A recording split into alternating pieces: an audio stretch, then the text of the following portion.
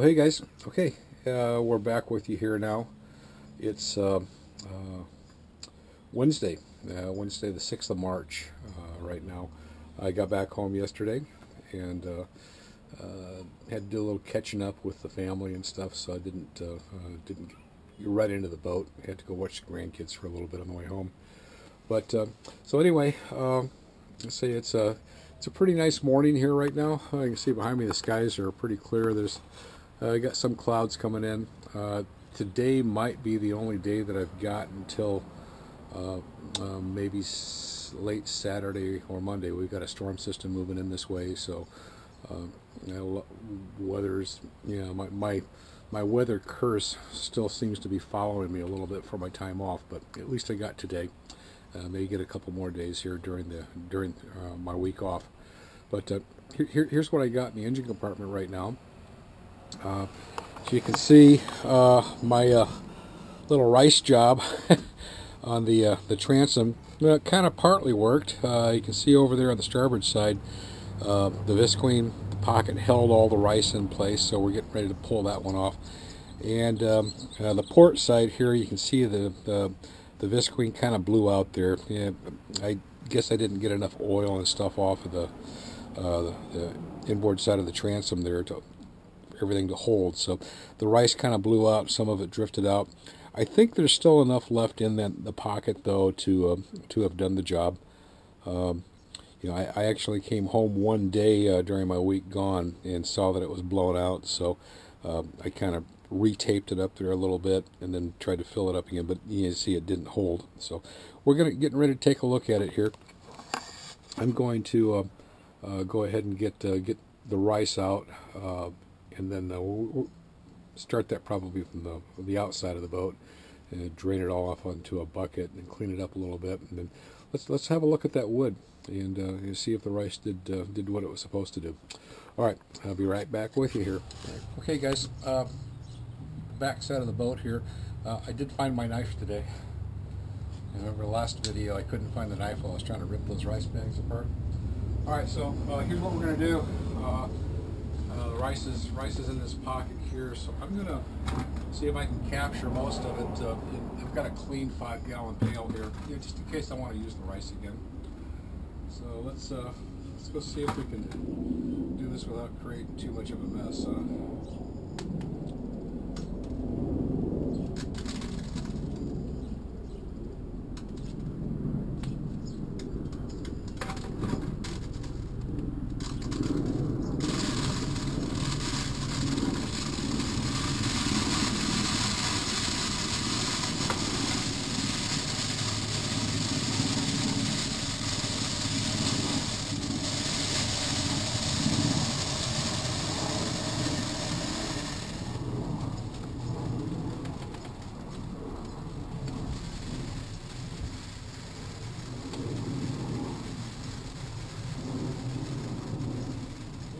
Happy with that.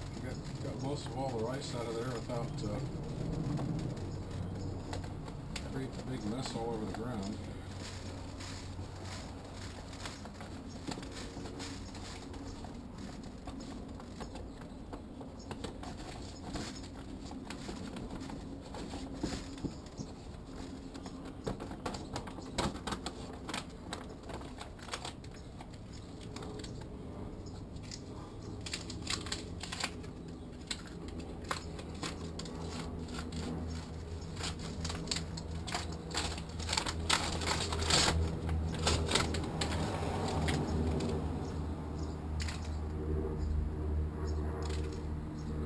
It did the job. So wood still looks like it's just a slightest bit wet, but I think it's good enough to be able to inspect.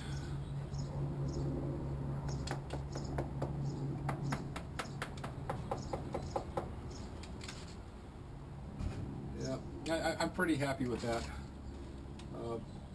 Looks like it's pretty dry. It's wicked out an awful lot of the moisture.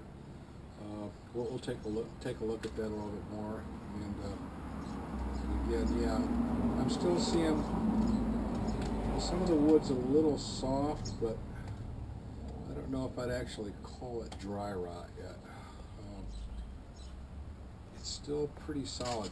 So, all right, that's the first side. We'll get the other side off and then come back and have a closer look here. Okay, guys. Well, here we are again, live from the engine compartment of the Sea Ray.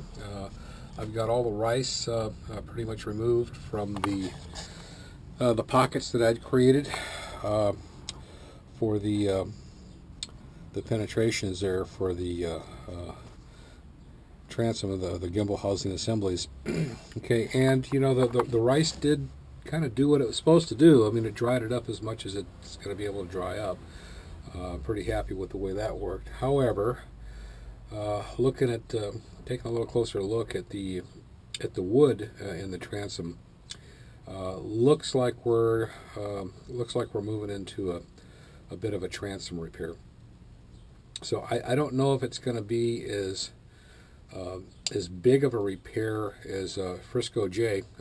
You guys can find him online there. Frisco Jarrett is his channel name. You Google that, and you can kind of see what the repair that he did on his transom, on his Sea Ray. I don't know if it's going to be that big of a repair, but there is going to be a repair here. I mean, you got to look at this wood here. All right, this boat was built in 1979, so you know I expected there to be a little bit of wear and stuff. I didn't expect the wood, you know, to be perfect. And you see up towards the top up here, where it was pretty much above the water line, it's still pretty solid. You know, for being 1979 vintage, I'm happy with that. But as we get down a little bit lower here to what was below the water line, you can see it's still pretty soft. You know, this plywood is, it's gone. You know, I'm not happy with that. I mean, I can stick my awl in there and I can just peel the wood up. So, you know, between being water soaked and oil soaked and Lord knows whatever else, you know, got into the plywood, you know, that's just too soft. I want better wood. I want better wood in my transom to be able to take my grandkids out on this boat. So we are looking at a repair. So you can see that's just kind of peeling up here. The wood's just been soaked. It's too far deteriorated. You know, if whoever, when the boat was built, if they had actually resined this, waterproofed it a little bit better, my guess is we probably wouldn't be looking at this right now. But you know, this I'm just not happy with this. It's let's see right here. I mean, it's just, you know, the wood's just peeling up. So, I mean, yeah, I could probably reseal it, patch it up, and you know, maybe make it work for a couple more years. But you know, we're down here in San Diego, and I'm really hoping to take this boat offshore. And you know, once I get outside Point Loma, I don't want to have a problem with the transom, especially with my grandkids on board. So we're looking at a repair here, guys. You know, if any of you have any other suggestions, I'm certainly willing to listen to them. But what I'm thinking right now is I'm going to get some tools, and we're going to start cutting the wood back a little bit at a time. See how far we've got to go back, you know, out here to get to good wood again, and then basically plug this area back up with fresh wood.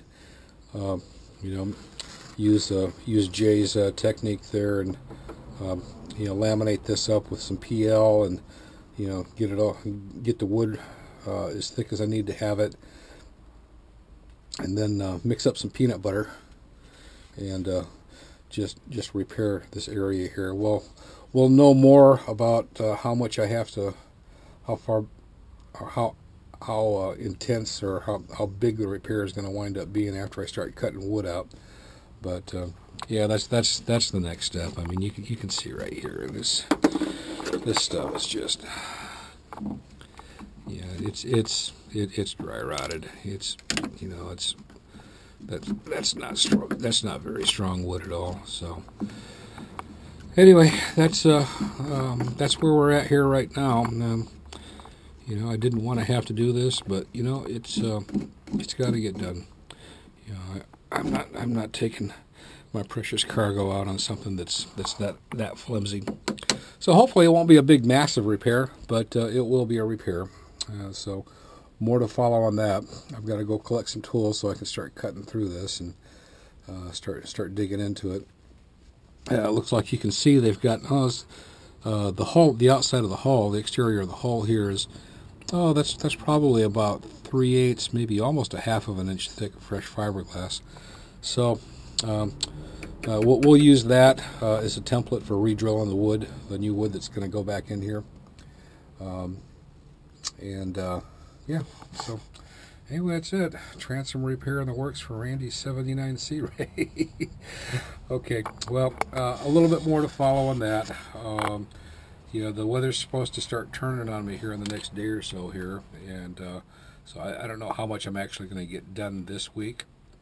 So if the rain does come in, I'll probably spend some time in the shop getting the inner transom plates bead blasted and getting those ready for a little closer inspection. And so anyway, that's it for right now, guys. I'll post some more here as we get a little further into this transom repair. All right, thanks for watching so far.